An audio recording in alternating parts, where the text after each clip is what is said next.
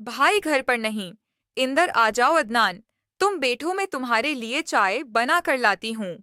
कहानी शुरू करने से पहले अब दोस्तों से दरख्वास्त है, हमारे चैनल को सब्सक्राइब करें।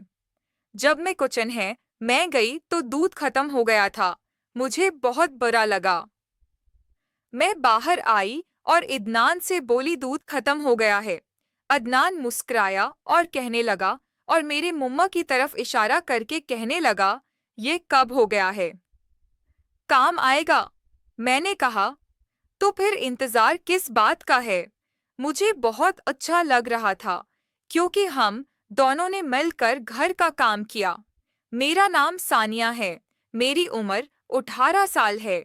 मैं स्कूल में पढ़ती हूँ और मैं एक जवान लड़की हूँ। मोहल्ले के सारे लड़के मेरे दीवाने हैं। मेरा सिर्फ एक भाई है। मेरे अबू दूसरे शहर में होते हैं और वो हर महीने बाद ही घर पर आते हैं और उम्मी तो आए दिन खाला के घर ही जाती रहती हैं।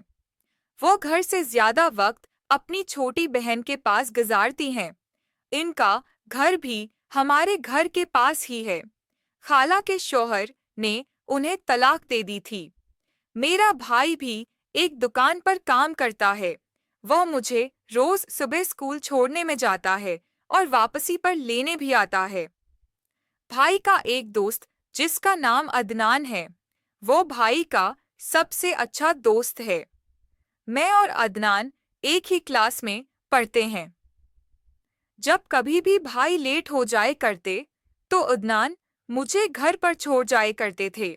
अदनान को बोला हुआ था कि जब मैं लेट हो जाए करूं तो यार मेरी बहन को घर छोड़ जाए करो।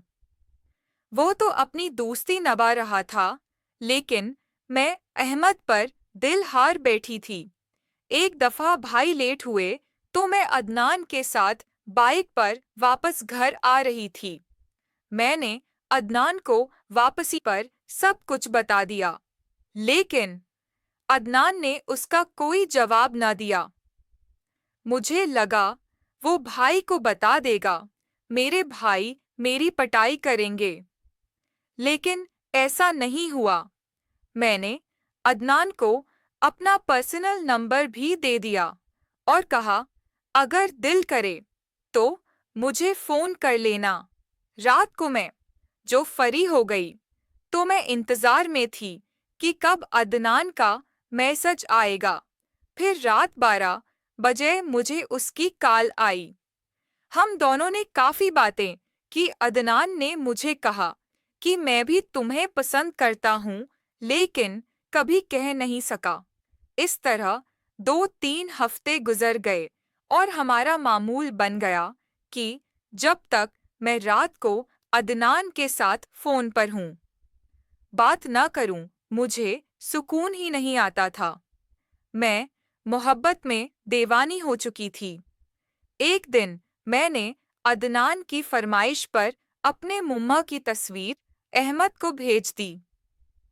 एक दिन बाई किसी काम में बिजी थे तो मैं अदनान के साथ ही वापस आ रही थी कि रास्ते में अदनान ने कहा, ये तुमने कभी घोड़े की सवारी की है? मैं बोली नहीं तो कहने लगा, तो फिर टाइम बनाओ, हम दोनों चलते हैं और तुम्हें घोड़े की सवारी है कराऊंगा।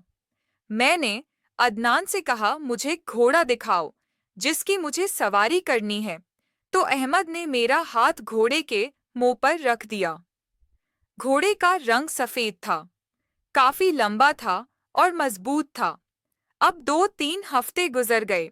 मैं तो उस इंतजार में थी कि आखिरकार मुझे सवारी करने का मौका मिलेगा। आखिरकार किस्मत ने मेरी सुन ली।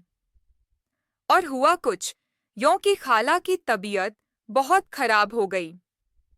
उन्होंने हॉस्पिटल जाना पड़ा भाई और उम्मी दोनों को रात को हॉस्पिटल में ही गुजारनी थी।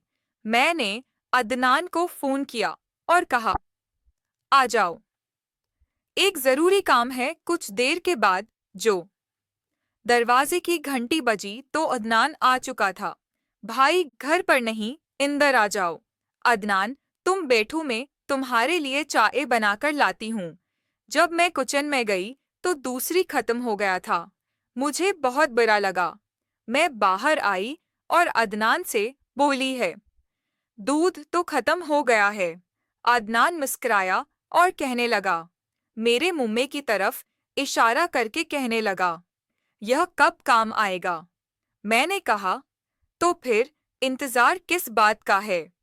फिर अहमद ने, मुझे बहुत अच्छा लग रहा था क्योंकि हम दोनों ने मिलकर घर का काम किया। दोस्तों, अगर आपको यह कहानी पसंद आई हो तो हमारे YouTube चैनल को सब्सक्राइब करें और वीडियो को लाइक ज़रूर करें। बहुत शुक्रिया।